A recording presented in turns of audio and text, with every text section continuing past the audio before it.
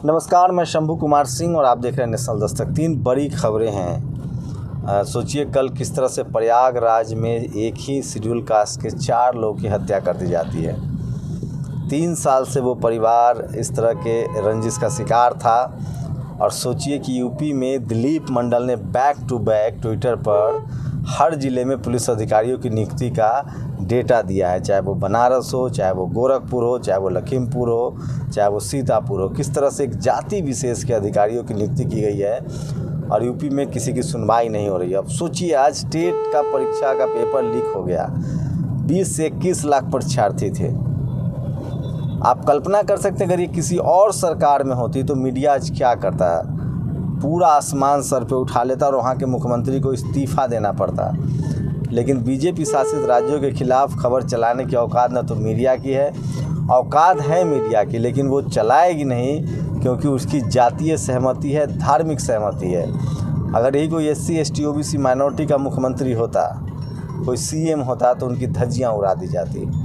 तो ये स्थिति है यूपी में और लगातार इस तरह के भ्रष्टाचार के मामले सामने आ रहे हैं। तीसरी बड़ी खबर आज ज्योतिबा फुले जी का परिनिर्वाण दिवस है और उन्होंने जो सपना देखा था सत्यशोधक समाज के जरिए वो कहाँ तक पहुँचा है उस पर भी हम बात करेंगे।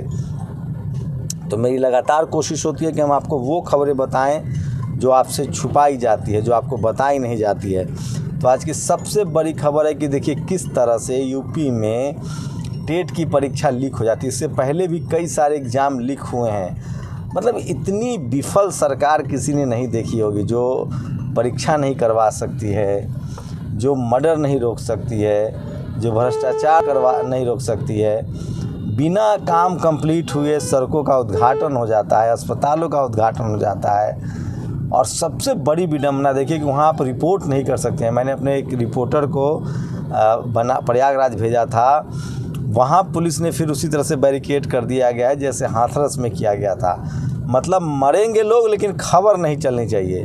सोशल मीडिया वहाँ तक पहुँच नहीं सकता है, TV अखबार दिखाता नहीं है। तो ये भी एक लगातार कोशिश हो रही है, इसको बोलते हैं इमेज मेकिंग। तो ये सरकार सिर्फ़ और सिर्फ मीडिया की लापरवाही की वजह से चल रही है और इमेज बचाने की लगातार कोशिश हो रही है।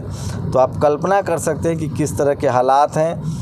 और पीड़ित परिवार ने साफ साफ कहा है कि पुलिस रिपोर्ट नहीं कर रही थी, वो लगातार कोशिश कर रहे थे कि वहाँ रिपोर्ट हो जाए और वहाँ किसी को जाने तक नहीं दिया जा रहा है। तो बीजेपी की एक और खूबी है कि अत्याचार हो, मर्डर हो, क्राइम हो, करप्शन हो, आपको बोलना नहीं है। मतलब ऐसे लग रहा है जैसे देश की बीजेपी ने बनाया है, देश बीजेपी का है, यहाँ की जनता वही करेगी जो बीजेपी कहेगी। ऐसा तो है नहीं। भारत सबका देश है, कोई एक पार्टी अलग हो सकती है। दूसरी बड़ी खबर है कि जिस तरह से टेट की परीक्षा लीक हुई है, सोचिए 20 लाख युवाओं का भविष्य जो है खतरे में है। एक तस्वीरें और चल रही है, बेरोज़गार जो हैं वो सड़कों पर सोए हैं। किसी ने अच्छा लिखा है कि सोचिए उन लोगों को जो एग्ज़ाम देने गए होंगे, कहाँ कहाँ से गए होंगे, कैसे रात गुजारी होगी, बिना नहाए, बिना किसी मदद के। जिस तरह से मायावती BSP सुप्रीमो ने भी इसको लेकर ट्वीट किया है, उनका भी बताऊंगा।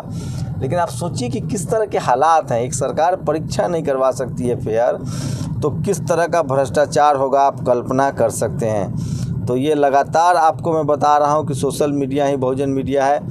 और बेरोज़गारी का क्या आलम है। सोचिए गुजरात की एक तस्वीर वीडियो जारी हो रहा है जिसमें मामूली नौकरी के लिए किस तरह से पुलिस लाठियाँ भाज रही, किस तरह की भीड़ है।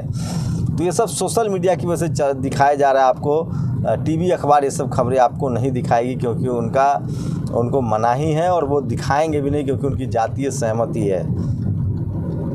तो गुजरात मॉडल पर मैं लगातार बात करते आया हूँ पहले से। और गुजरात में पिछले 25-30 साल से सरकार है। उसके बाद बेरोज़गारी का ये आलम है कि आपको 10 को राज करने के बाद अभी तक गुजरात के अच्छे दिन नहीं आए तो देश के कहाँ से आएंगे। हो रहा युवाओं का जीवन बर्बाद जब से आई है मोदी सरकार। पंखुरी पाठक ने लिखा है और भीड़ पर लाठियां चला रही है पुलिस। BSP सुप्रीमो मायावती ने 2 ट्वीट किए हैं जो टेट की परीक्षा लीक हुई है। यूपी में तो रोज़ नई खबरें आती है। यूपी सरकार इस ताज़ा घटना को पूरी गंभीरता से लेकर इसकी अति शीघ्र उच्च स्तरीय जांच कराए एवं दोषियों को सख्त कानूनी सज़ा सुनिश्चित करे तथा आगे यथाशीघ्र इस परीक्षा को सुचारू रूप से, तो इनका एक ऑफिशियल जो स्टेटमेंट था वो मैंने सुनाया, जिस प्रकार सपा सरकार में नकल आम बात होती थी, उसी प्रकार भाजपा सरकार में भी पेपर लीक होने से यूपी में शिक्षकों की भर्ती के लिए आज की उत्तर प्रदेश शिक्षक पात्रता परीक्षा का रद्द हो जाना अति गंभीर मसला है। करीब 21 लाख परीक्षार्थियों के भविष्य के साथ खिलवाड़ उचित नहीं है। तो ये देखिए, योगी आदित्यनाथ ने ट्वीट किया है कि किसी को बख्शा नहीं जाएगा, ज़मीन संपत्ति जब्त होगी। लीक कैसे हो गया ये तो बताइए। और ये देखिए, रोहिणी सिंह ने लिखा है, पहले प्री दीजिए, फिर मेंस दीजिए, फिर इंटरव्यू दीजिए, फिर पेपर लीक की खबर आएगी, परीक्षा निरस्त होगी, फिर हड़ताल कीजिए, लाठियां खाइए, फिर कोर्ट जाइए, फिर एसटीएफ जांच पड़ताल करेगी, फिर सीबीआई की जांच की मांग कीजिए और गोल गोल घूमते रहिए। उत्तर प्रदेश की ये पुलिस है। अखिलेश यादव ने भी ट्वीट किया है, यूपी टेट 2021 की परीक्षा का पेपर लीक होने की वजह से रद्द होना 20 लाख बेरोजगार अभ्यर्थियों के भविष्य के साथ खिलवाड़ है। और चंद्रशेखर रावण ने भी ट्वीट किया, आज फिर यूपी टेट के पेपर लीक हो गया। करीब 21 लाख अभ्यर्थी पैसा खर्च करके भाई ठंड में सैकड़ों किलोमीटर दूर परीक्षा देने पहुंचे थे, उनका क्या होगा? तो पेपर नहीं, सरकार की चोरी लीक हुई है। उत्कर्ष सिंह ने इसको ट्वीट किया है। और तमाम जगह से तस्वीरें आ रही है, वीडियो आ रही है। हम वीडियो नहीं दिखा सकते हैं, कॉपीराइट का मसला है, लेकिन उसको तस्वीरों में दिखा सकते हैं। बरसों की मेहनत भरी तैयारी पर भाजपा सरकार के भ्रष्टाचार ने पानी फेर दिया। ये बुलंदशहर की तस्वीर है जहां लोग नाराज़ हैं। और ये एक तस्वीर बहुत मारक है। जयपुर में कुछ युवा प्रदर्शन कर रहे थे। प्रियंका गांधी, राहुल गांधी जयपुर नहीं जाते हैं और वो अब यूपी पहुंच चुके हैं ताकि प्रियंका गांधी को समझ में आए।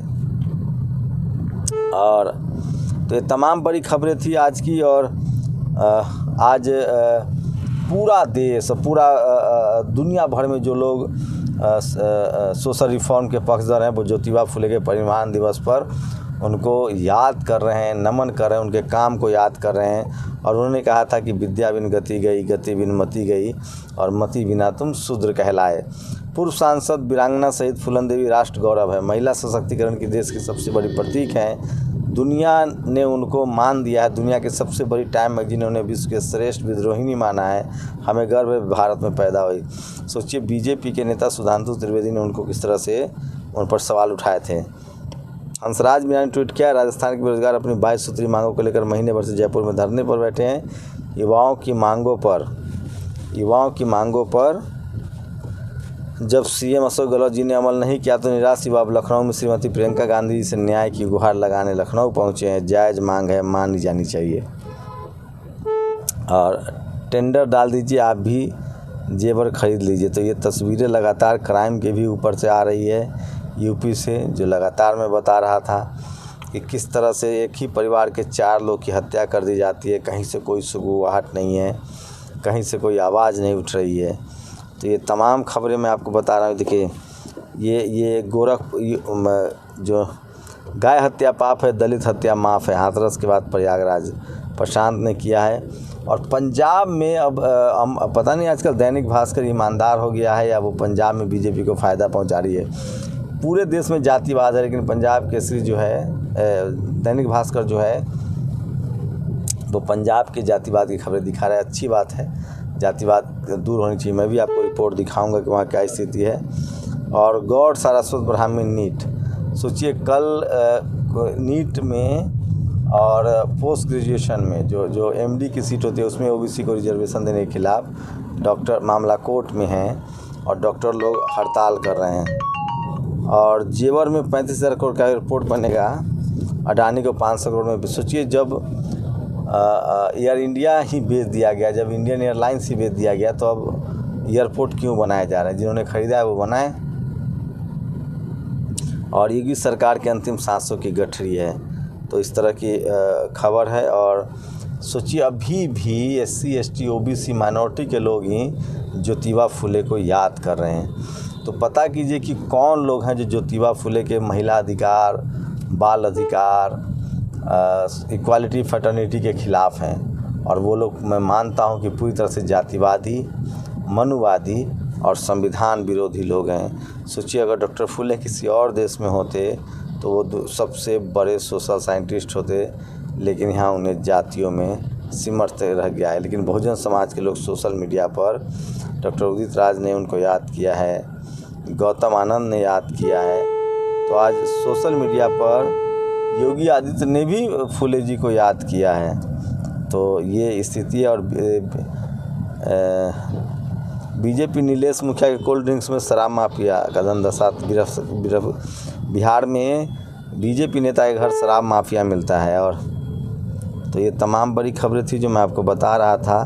और एक तस्वीर देख लीजिए जहां उन्नाव की है, जहां गरीब परिवार अपनी ज़मीन बचाने के लिए फरियाद कर रहा है और डीएम सतप्रिय सिंह के निवास पर तो हर जगह जातिवाद का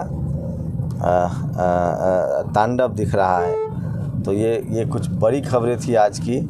ज्योतिबा फुले को पूरा देश, पूरी दुनिया याद कर रहा है, नमन कर रहा है। पेपर की जो लीक हुआ है यूपी में, उससे साफ हो गया है कि यूपी में कानून व्यवस्था बिल्कुल ध्वस्त है, बेरोजगारी एकदम अपने चरम पर है। और फाफा मऊ में पुलिस का वही रवैया है, सरकार का वही रवैया है कि जो 4 लोग की हत्याएं हुई हैं उसकी रिपोर्टिंग रुक जाए, लोगों को वहाँ न जाने दिया जाए। आप लोग की क्या प्रतिक्रिया है? अपनी प्रतिक्रिया जरूर दीजिए। शुक्रिया। नेशनल दस्तक की आपसे गुजारिश है कि अगर इसको बचाना चाहते हैं तो नेशनल दस्तक को सब्सक्राइब करने के लिए रेड कलर के सब्सक्राइब बटन को दबाएं, फिर बेल आइकन की घंटी दबाएं। नेशनल दस्तक को बचाने के लिए बहुत ज़रूरी है कि हर खबर को शेयर करें, लाइक करें, कमेंट जरूर करें।